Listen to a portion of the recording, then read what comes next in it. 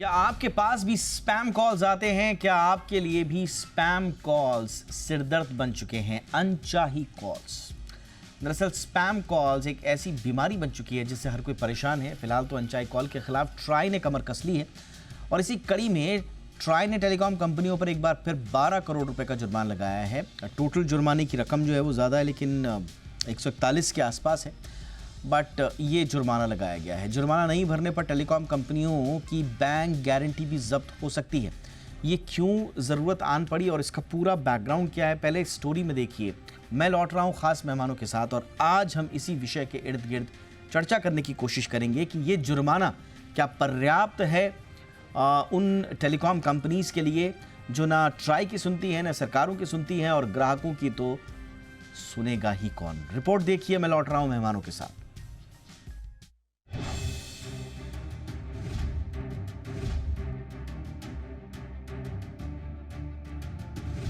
Try ने spam call को लेकर सख्त रुख अख्तियार किया है। इसी कड़ी में ट्राई ने एक्शन लेते हुए टेलीकॉम कंपनियों पर जुर्माना लगाया है।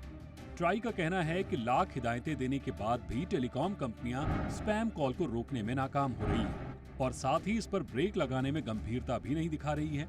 ऐसे में ट्राई ने एक्शन मोड में आते हुए न केवल टेलीकॉम कंपनियों पर 12 करोड़ रुपए का जुर्माना लगाया, बल्कि जुर्माना नहीं चुकाने पर इन कंपनियों की बैंक गारंटी को जब्त करने की भी बात कही है। बता दें, ये जुर्माना telecom commercial communication customer preference regulation यानी TCCPR नियम के तहत लगाया गया है। जी बिजनेस स्पैम कॉल को लेकर पहले भी कई बार आवाज उठा चुका है और अपनी बात ट्राई तक पहुंचाई। ट्राई ने भी हमारी मुहिम का साथ देते हुए टेलीकॉम कंपनियों को हिदायतें दी और उन पर आर्थिक जुर्माना भी लगाया। लेकिन टेलीकॉम कंपनियों ने यह कहकर स्पैम कॉल को लेकर अपनी जिम्मेदारियों से पल्ला झाड़ लिया कि जिन मामलों पर उनका अख्तियार नहीं है, उन बातों के लिए ट्राई की सख्ती उनके हितों के खिलाफ जाती है। इस दलील के साथ ही टेलीकॉम कंपनियों ने ट्राई की ओर से लगाए गए पूर्व जुर्मानों को देने से इनकार कर दिया। लेकिन इस बार ट्राई के साथ साथ सरकार भी स्पैम कॉल को लेकर बेहद सख्त है और यही वजह है कि जियो, एयरटेल, वोडाफोन आइडिया और BSNL पर ट्राई ने स्पैम कॉल को लेकर 12 करोड़ रुपए का जुर्माना लगाया। फिलहाल तो स्पैम कॉल को लेकर टेलीकॉम कंपनियों को लगे कुल जुर्माने की बात करें तो ये जुर्माना करीब 141 करोड़ रुपए का बैठता है, जिसे टेलीकॉम कंपनियों को चुकाना है। ट्राई की सख्ती से लगता है कि इस बार टेलीकॉम कंपनियां लगाए गए जुर्माने से नहीं बच पाएंगी, क्योंकि ट्राई ने साफ कर दिया है कि अगर जुर्माने की रकम नहीं चुकाई जाती है तो वो दूर संचार विभाग यानी DOT से टेलीकॉम कंपनियों की बैंक गारंटी को जब्त करने की अपील करेगी। फिलहाल तो टेलीकॉम कंपनियों ने इस मामले पर जवाब नहीं दिया है। ऐसे में अगर टेलीकॉम कंपनियां इस मामले में चुप्पी साधे रहेंगी तो ये मामला DOT की पंचायत में जा सकता है। ट्राई की सख्ती के पीछे कुछ बड़ी वजह भी है। दरअसल 10 में से करीब 6 मोबाइल धारकों को स्पैम कॉल्स की समस्या से जूझना पड़ता है। एक आंकड़े के मुताबिक इन्हें रोजाना करीब 4 से 5 स्पैम कॉल्स आते हैं। बात यही नहीं थमती, DND में रजिस्ट्रेशन के बावजूद भी स्पैम कॉल्स लोगों का पीछा नहीं छोड़ते हैं। इनमें से भी करीब 90% लोग स्पैम कॉल्स के शिकार हो ही जाते हैं। ऐसे में ट्राई की ये सख्ती न केवल समय की मांग है, बल्कि मोबाइल धारकों के हितों को लेकर उठाया गया बड़ा कदम भी है। ब्यूरो रिपोर्ट, जी मीडिया। खास मेहमान मेरे साथ जुड़ रहे हैं। स्वागत करते हैं विमल वाखलू जी का, पूर्व CMD हैं TCI यानी कि टेलीकम्युनिकेशन कंसल्टेंट्स इंडिया लिमिटेड के। बहुत बहुत स्वागत है वाखलू सर आपका। और हमारे साथ हैं विराग गुप्ता जी, जो कि जाने माने एडवोकेट हैं सुप्रीम कोर्ट में और साइबर और डिजिटल मामलों के जानकार भी हैं। बहुत बहुत स्वागत है सर आपका भी। विराग जी, चर्चा की शुरुआत आपसे ही कर रहे हैं। कुछ उम्मीद बांधी जाए इस जुर्माने के बाद? क्या कुछ सूरत बदलती हुई नजर आएगी? देखिए, जुर्माना लगाया गया है लेकिन जुर्माना अभी पे नहीं किया गया, भरा नहीं है। जुर्माने की वसूली के लिए बैंक गारंटी को इनकैश करने की बात की गई है।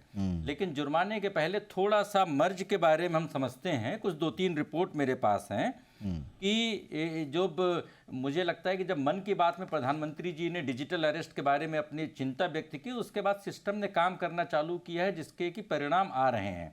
और कुछ मैं आंकड़े दे रहा हूँ कि 2.5 महीने में, एक रिपोर्ट है 10 दिसंबर की, सिर्फ एयरटेल कंपनी ने मशीन लर्निंग और AI से 8 बिलियन स्पैम कॉल और 80 करोड़ SMS को आइडेंटिफाई किया है, सिर्फ अकेली एक कंपनी ने। तो अब रिलायंस जियो, बीएसएनएल और वोडाफोन भी ये प्रक्रिया कर रहे हैं। कितना लंबा चलेगा, कितना रोकेंगे, रक्त बीज कितना कम होगा, ये एक है खबर। दूसरा, आप उसकी तुलना में कमी कितनी है कि टेलीकॉम कंपनीज ने सिर्फ 50 एंटिटीज़ को ब्लॉक किया और 2,75,000 नंबर को ब्लॉक किया है। और एक न्यूज़ और है कि लगभग 2,80,000 बिजनेस एंटिटीज़ के थ्रू टेली मार्केटर्स ऑपरेट करते हैं। करेक्ट। यहाँ से पूरी समस्या चालू होती है कि उन 2,80,000 लोगों को हम कानून के दायरे में कैसे लाएं। और इसके लिए 2018 में एक नियम बनाया गया था जिसके तहत ये पेनल्टी लगाई गई है।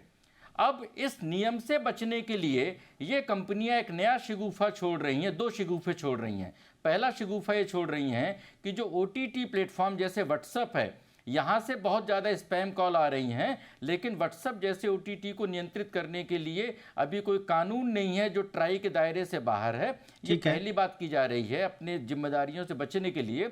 और दूसरी बात ये की जा रही है कि ट्राई की बजाय ये जो कंज्यूमर अफेयर्स मिनिस्ट्री है, उपभोक्ता कल्याण मंत्रालय है, वो नियम जारी करे, क्योंकि उनके पास बहुत लंबी चौड़ी पेनल्टी लगाने का अधिकार नहीं है। इस तरीके से पूरी जिम्मेदारी से बचने की कोशिश हो रही है।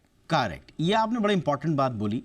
वाकलू सर, ये टेलीकॉम ऑपरेटर्स का बड़ा पुराना राग है कि साहब हम तो साहब सिर्फ intermediaries for टेलीमार्केटर्स in business that send spam, हम तो सिर्फ उनके लिए इंटरमीडियरीज की भूमिका में हैं।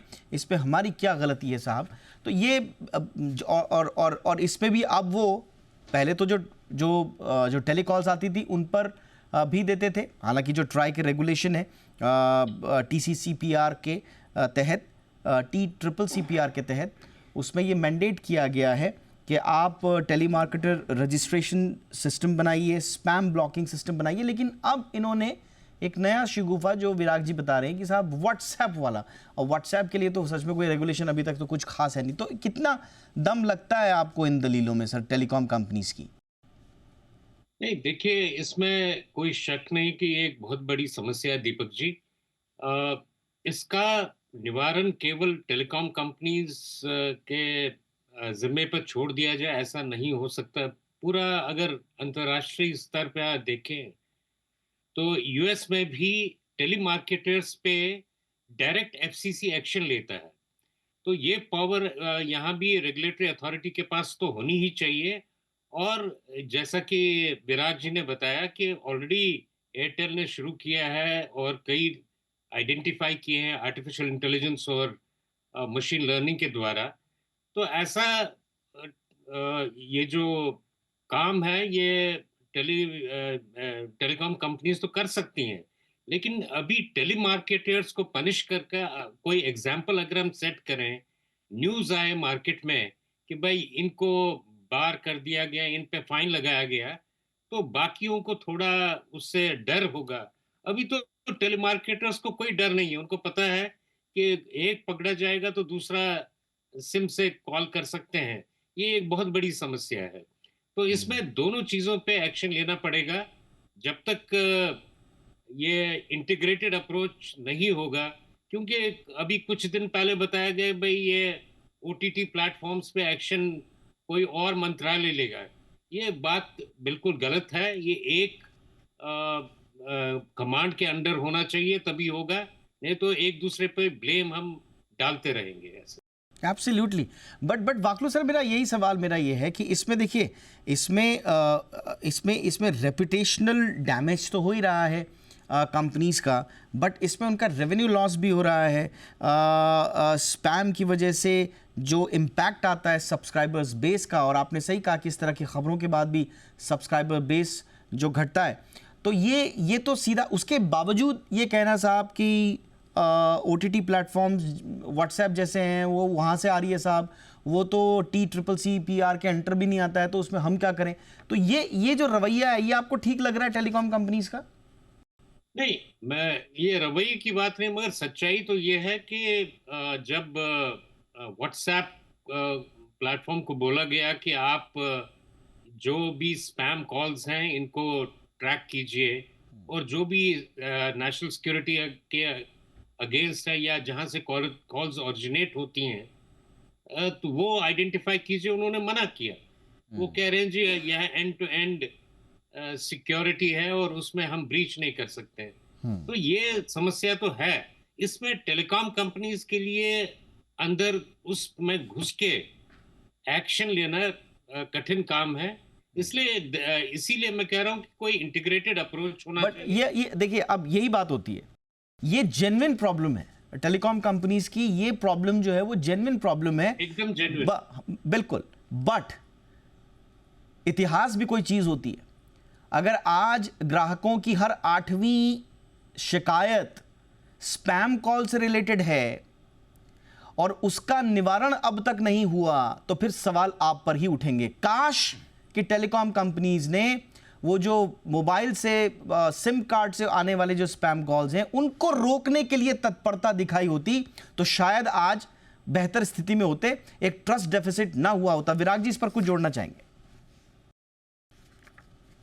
देखिए दीपक जी, टेलीकॉम कंपनियों की शिकायत सही है, लेकिन भारत के जुरिस्प्रूडेंस में ऐसा कोई कानून नहीं है कि दूसरा आदमी गलत कर रहा है तो आपके छोटे गलत का कोई लीगल डिफेंस हो। निश्चित तौर पर जितने भी डिजिटल बड़े बड़े अपराध हो रहे हैं, उन अपराध के पीछे जूम कॉल है या फिर व्हाट्सएप कॉल है या दूसरे तरीके से हैं, और उन पर भारत में अभी तक कोई कानूनी व्याख्या नहीं है, कोई नियंत्रण नहीं है, उनसे कोई टैक्स की वसूली नहीं है, उनसे कोई लाइसेंस फीस नहीं है।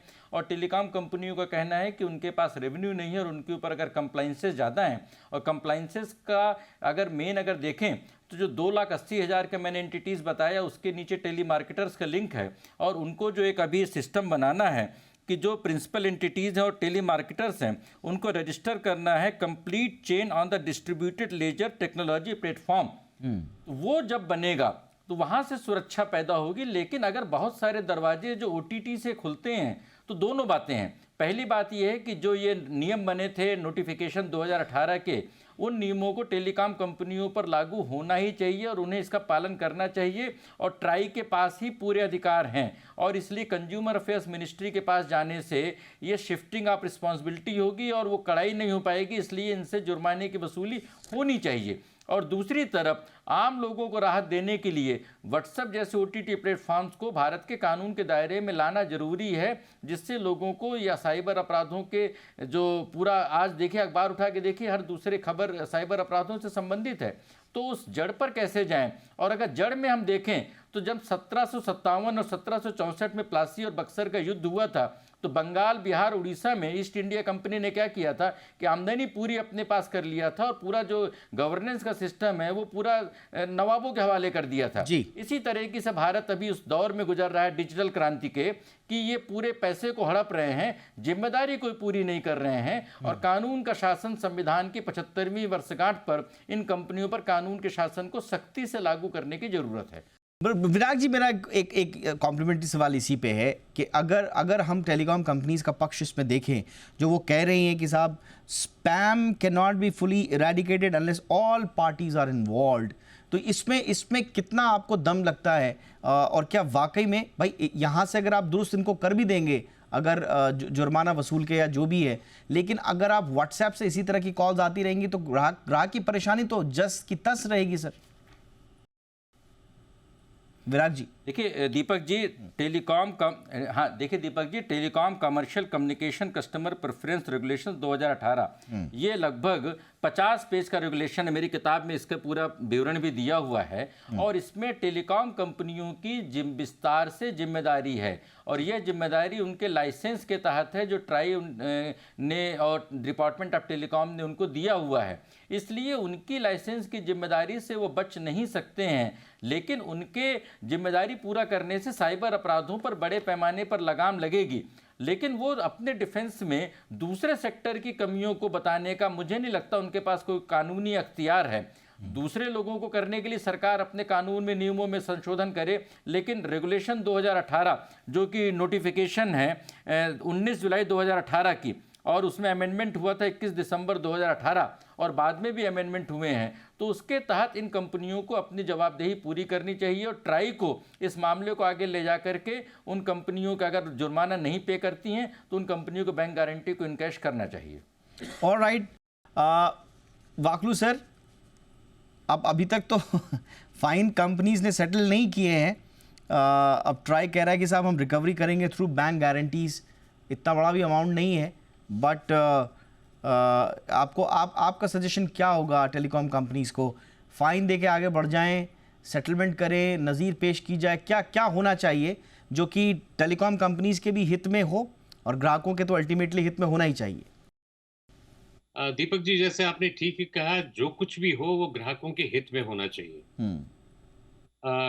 टेलीकॉम कंपनीज अपना प्रॉफिट कमा ही लेंगे, लेकिन ऐसा है कि हमको देखना है कि इस फाइन से हमारी समस्या पूरी तरह से हल होगी क्या। ठीक है, टोकन फाइन तो उनसे लेना चाहिए, लेकिन जो मेन नकेल कसनी है वो नकेल टेलीमार्केटिंग कंपनीज पे भी कसनी है। और जैसा कि मैं पीछे भी कह चुका हूं कई बार, और वो आप सोचेंगे कि मैं तोते की तरह वो रिपीट करता हूं, हाँ, ये जहां पे समस्या है वो है हमारे आधार कार्ड का। करेक्ट।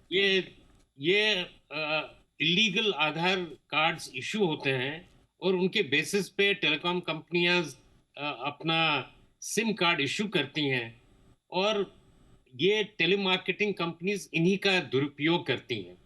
तो ये जब तक सुधरेगा नहीं तब तक वो बदलते जाएंगे, क्योंकि सिम लेने में कोई ऐसा कोई उनका नहीं, खर्चा आपने बड़ा बिल्कुल नहीं। सही कहा सर कि अप्रोच ये होनी चाहिए कि जड़ जो समस्या की जड़ है वहां पर समस्या प्रहार की हो। जड़ पे। बिल्कुल। बहुत क्विकली 10 सेकंड है विराग जी मेरे पास, इसमें थोड़ा सा ट्राई को भी लाया जाए। 2010 में TCCPR आ गया था, रेगुलेशन आ गए थे, उसके बावजूद आज तक आप स्पैम से लड़ रहे हैं। आपको लग रहा है कि ट्राई पूरी मुस्तैदी से डटी हुई है या वहां पर भी कुछ झोल झाल हैं? नहीं, मुझे लग रहा है कि ट्राई एज ए रेगुलेटर काफ़ी हद तक विफल है, शुरू से लेकर जब तक स्पैम कॉल के पहले उनकी कॉल ड्रॉप वगैरह की समस्या थी। लेकिन इसको अगर आप सिर्फ पेनाल्टी के एस्पेक्ट से देखें तो पेनाल्टी से ज़्यादा कंप्लाइंस पे जोर होना चाहिए, क्योंकि ये कंपनियां ऑलरेडी सरकारी बैंकों के पैसे पे 4 लाख करोड़ से ज़्यादा के घाटे पे हैं, कर्ज इनके ऊपर है, और स्पेक्ट्रम में भी ये पूरा पैसा नहीं दे पा रही हैं। बहुत सारा इनका ब्याज भी माफ़ किया गया, सुप्रीम कोर्ट के जजमेंट के बावजूद इनसे बहुत पैसे रिकवर नहीं किए गए हैं। जी। तो टेलीकॉम कंपनियां सरकारी मदद पर आश्रित हैं, तो अब उसमें इतने छोटे पेनाल्टी को वसूल करने में बैंक गारंटी इन कैश करना मुझे नहीं लगता संभव है। Alright, लेकिन ये बड़ी बात है और ट्राई के दायरे से बाहर बात है। डीओटी और सरकार को आगे आकर के इस समस्या पर आगे काम करना चाहिए। एब्सोल्युटली। बहुत बहुत शुक्रिया आप दोनों का, बाकलू सर, विराग जी, बहुत अच्छे से आप लोगों ने चीज़ों को उस पर रोशनी डाली। हमें उम्मीद है कि ये पेनल्टीज़ तो आप किस तरह से आगे बढ़ेंगे, दोनों सेटल होंगी या नहीं होंगी कह नहीं सकते, लेकिन अंततोगत्वा जो आम आदमी की परेशानी है, स्पैम कॉल्स का जो जाल है, उससे उसे मुक्ति मिले, इसी उम्मीद के साथ आप दोनों का बहुत बहुत शुक्रिया।